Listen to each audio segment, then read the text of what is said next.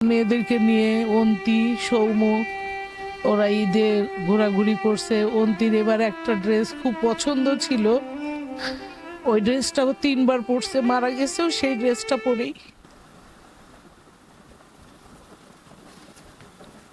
আমি হলো সৌম্য চাচি।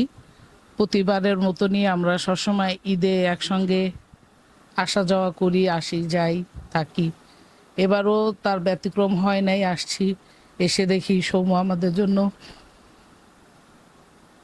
বাজার থেকে ইফতারি কিনে এনে রেডি হয়ে বসেছে।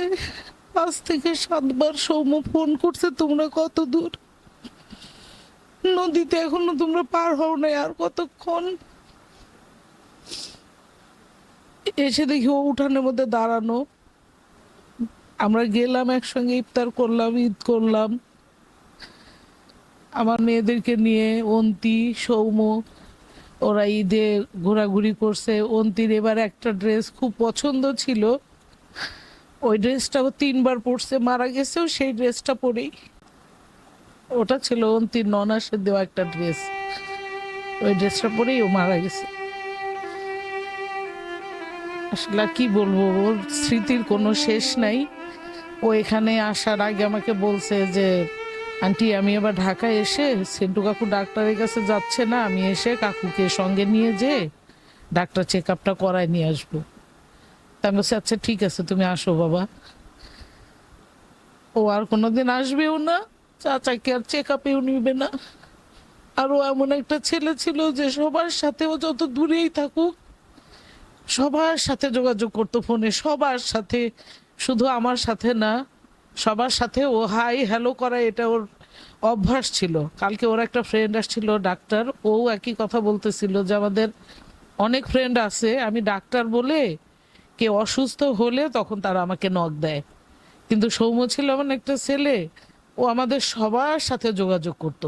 আর এই যে মেয়েটা খুব অল্প দিন, কিন্তু আমাদের পুরা ফ্যামিলির মেয়েদের ও বোন হয়ে গেছিল। ওকে কেউ ভাবি বলে ডাকে না, সৌম্যর ওয়াইফকে কেউ ভাবি বলে ডাকে না, আপু বলে।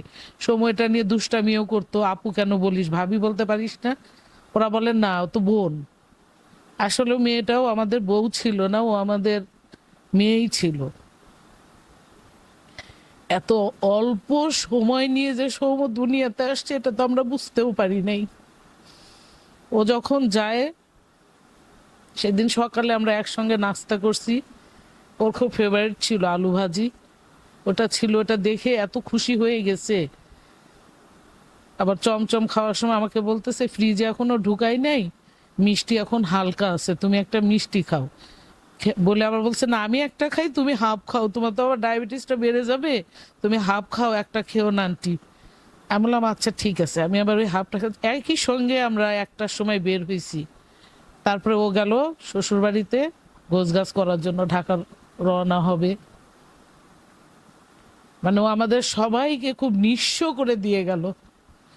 ওর মতো এত বেশি যোগাযোগ আমাদের ফ্যামিলিতে কোনো বাচ্চা কারোর সাথে করে না, ও যেভাবে করতো ফিজিক্যালি, মোবাইলে, মানে ওর মাথায় সবসময় থাকতোই যে আমার একটা পরিবার আছে।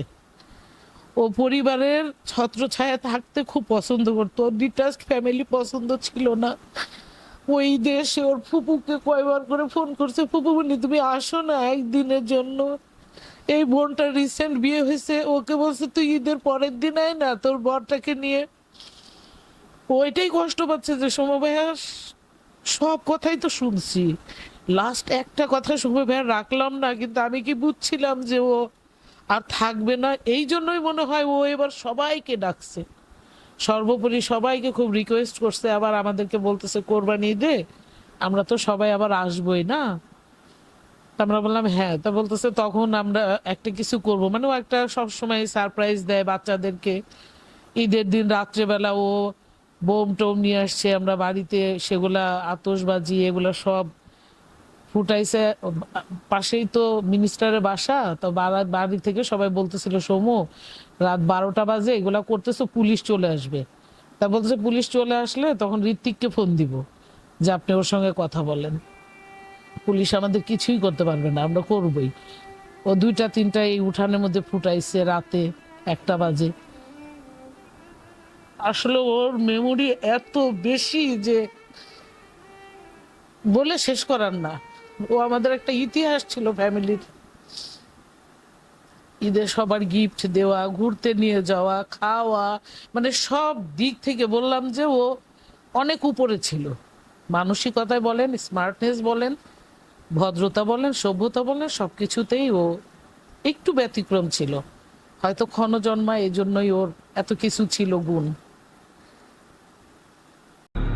রাজবাড়ী জার্নাল, সারা বিশ্বে রাজবাড়ী।